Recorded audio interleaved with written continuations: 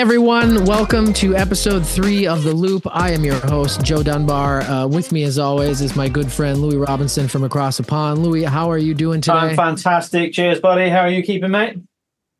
Love to hear it. We're staying strong. It's a little hot over here stateside, but we are managing. It is, I suppose, Thursday, August. Oh my gosh, Thursday, August 8th. By the time you guys hear this, I can't believe July. We blinked and it was gone, which is pretty typical of how things go. Louis, we got a couple of things to talk about for the folks today who are on the move and tuning in.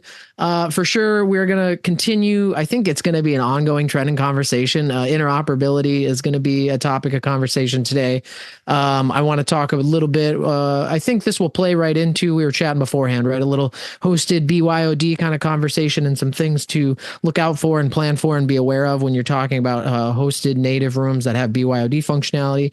And then right at the end, I just want to take it with a couple of firmware updates. That's really, there's a few folks out there that had some firmware updates that are just want to call some attention to, and that's pretty much it. So why don't we jump in, man? I know, look, last time we chatted, I brought up the Pexip Connect thing because that was a new launch and just getting some attention. I dug into it a little further only to find, Louis, this is so frustrating, mostly marketing information, which is pretty typical in today's world. I couldn't really find any technical information. How does this work? How does it connect? How does it integrate? Which are really the nuts and bolts that I'm looking for. So everything led me to a book a demo screen. So I clicked the button and I booked a demo. So we got to wait for that to happen before I can come back with any, firm reports of here's how it works and here's where you use it sort of thing. But we are on the hunt. We're going to figure out how the Pexip Connect integration works with your Teams and your Zoom platforms and everything. But that kind of brings us to an interesting topic that you and I have chatted about hosted rooms with BYOD capabilities, Louis. Yeah, so I'm going to dial back here, and it's going to sound like a real shameless plug, right? But the whole marketing spiel that we find online is kind of the reason why we're doing this, right? Because I'm with you. Every time I go and try and research something new, instead of being able to find out what it is, it's almost like a hidden secret until you can bust through and get into that demo.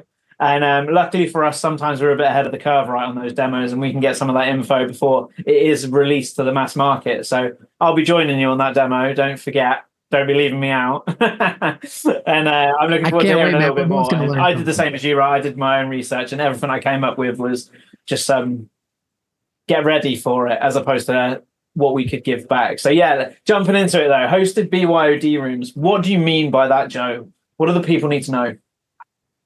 So, I mean, really, everybody says, well, we're doing this and we need let's grab an example. We need a Microsoft Teams room, but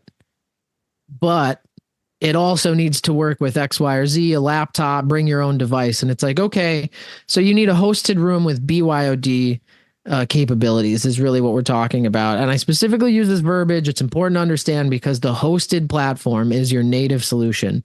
We're talking about Teams here. So if you're building a Microsoft Teams room that has BYOD functionality, it's still a Microsoft Teams room. You still have to get that appropriate license, right? And you're going to have a dedicated device, some type of PC, small compute, something like that, an Android PC, if it's going to be. And I think the biggest thing I want to call attention to, Louis, is the difference between a native environment on Windows and a native environment on Android. So following the Microsoft Teams analogy, you have Microsoft Teams rooms on Windows and you have Microsoft Teams rooms on Android. They are both a native Microsoft Teams room. They do not come with the same functionality and features. There's a little bit of a difference between them.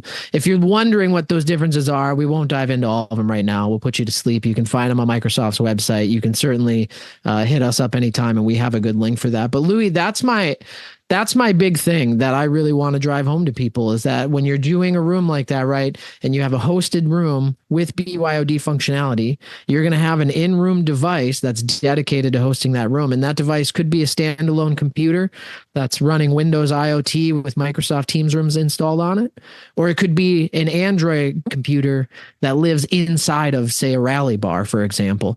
And the Rally Bar is still all of the peripherals, and the hosted environment is on the computer that's inside of that Rally Bar, but they are in fact kind of separate things.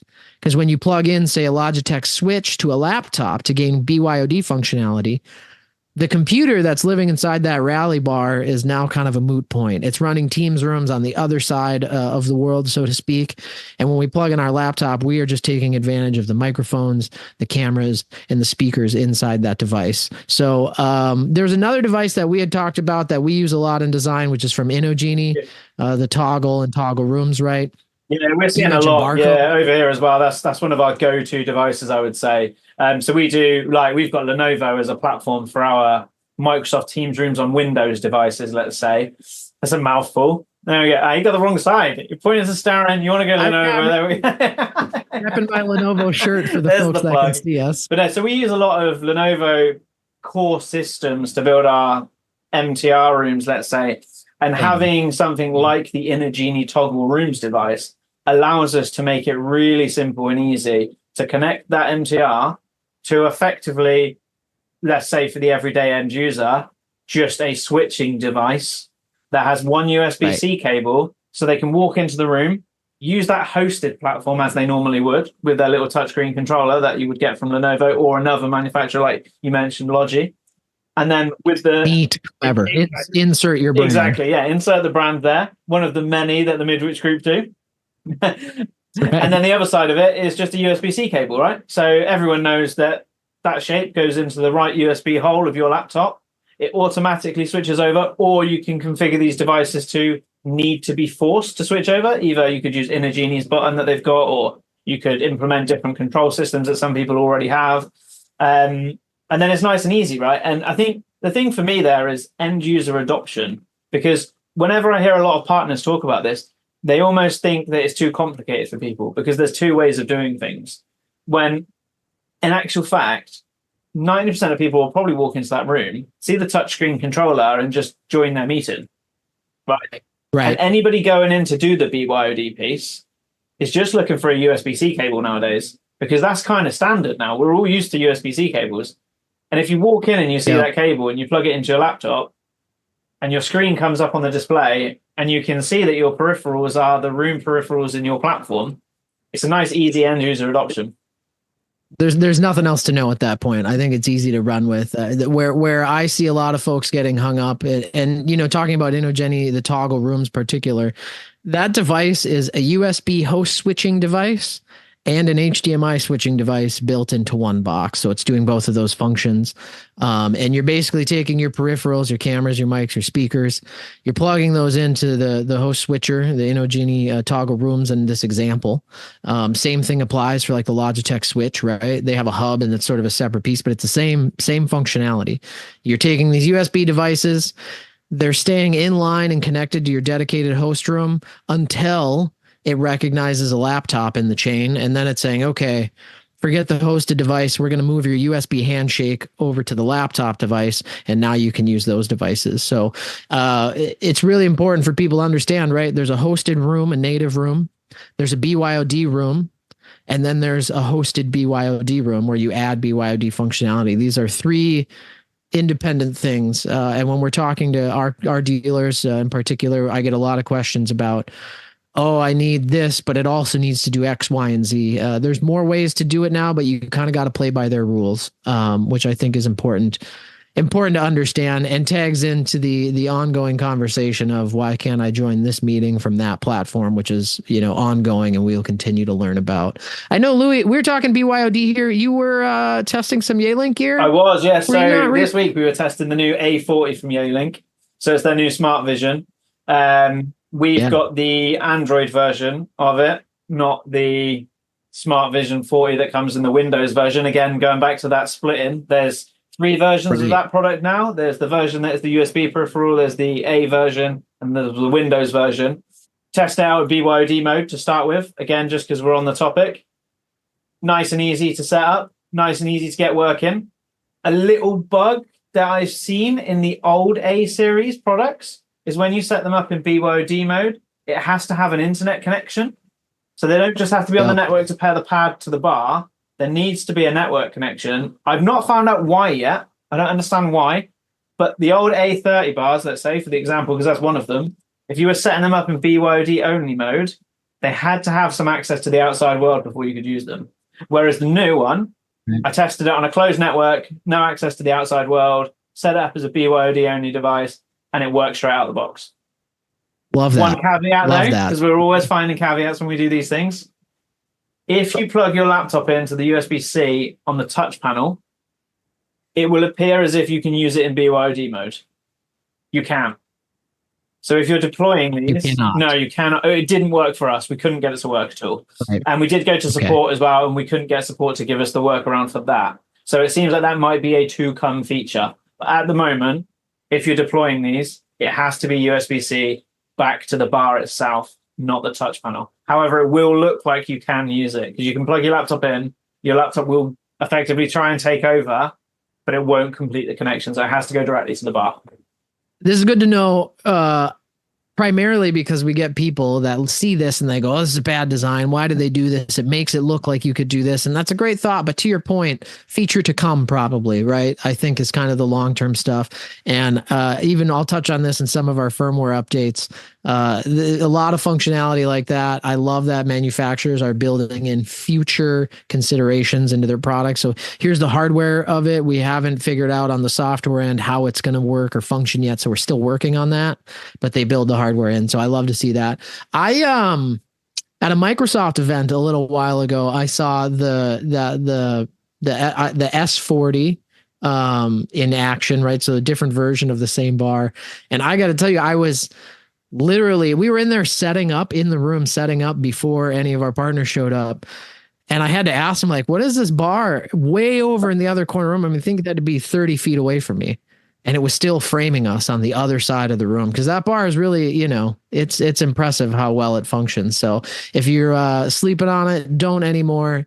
Definitely check out all the Yearling stuff. They do a great job, but the new bars are awesome. I love to hear that you had a great and easy experience, Louis, for sure, man. Oh yeah, it was lovely and easy out of the box. And something I will say as well, not throwing hate on the old line of products, but since the Gen 3 products have come out, and now this line of products are coming out, Yearling are doing a really good thing with the look of the products too.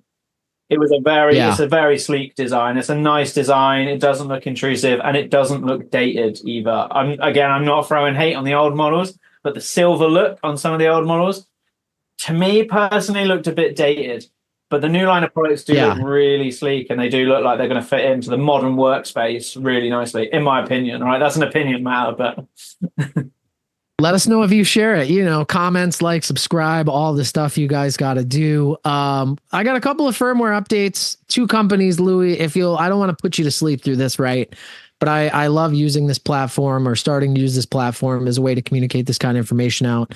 Epiphan is a tool that we use all the time. We use to do these recordings. We use to host our webinars. Fantastic solution for a lot of different things. They had a firmware update for all of their Pearl devices. I won't dive into the whole laundry list of everything, but it's added functionality for Delcom USB buttons, USB status lights. There's some LDAP integration issues that were resolved, and multi-track recording. Not functionality that was added, but some identifiers that were added in the program itself. So Epiphan coming through with a firmware release. And then another one was Neat. If you folks are part of the emails, then you understand, you know, you'll see Neat come out with their firmware updates pretty regularly. If you're not and you're getting it here, great. We appreciate that. They are finally enabling the microphone on the Neat pad. This is a long time ask. They have been building microphones into Neat pads for a long time now, and are just getting to a point where they're starting to enable that functionality. So keep an eye out for that. They have added pure BYOD for the Bar Pro board and board 50. And when I say pure BYOD, you'll know that when you set these up before, they had to be in a Zoom room or a Teams room or something like that. And some of them had functionality to do some BYOD stuff. Neat continues to kick down their barriers and add BYOD functionality to their platform. So I love to see that. That includes some functionality for USB extenders. One of the big obstacles, Louis, in doing BYOD was when you were using USB extenders for the touch panels. There was a lot of communication problems in the host device. So now that's been solved. They've added some framing boundaries for Neat Center. I know they added a sleep mode. You can enable and disable the HDMI output, so it's not giving out a signal if it's not on.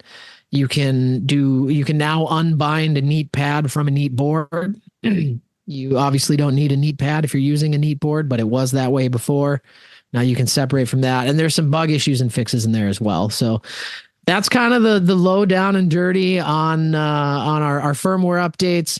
Quick chat about BYOD and hosted environments. You guys will talk about this more as we go forward. Louis, is there anything we missed that we got to let the people know about? I think that's good for an episode. I think we've covered a little bit there. We've got people updated, and we've got loads of topics to go forward with as well, right? So we're going to do the Pexip Connect demo. We're going to look into that more. And the Android and Windows piece. I know we said we weren't going to bore people in this episode because we had other things to talk about, but I do think definitely as that Android and Windows piece keeps developing with Microsoft, we should probably do an episode there, and we'll probably do multiple episodes there because that is forever changing. Microsoft are trying to get them as close as they possibly can, but then also there's different areas for different use cases, let's say. So maybe they will develop in different ways for different reasons. So I think it's important that maybe we look to do an episode on that too. So that'd be good. I totally agree. And all about diving into the nuts and bolts here. It's hard to keep it quick and dive into the weeds. So we're in and out on a lot of topics, and they'll keep coming up, you guys.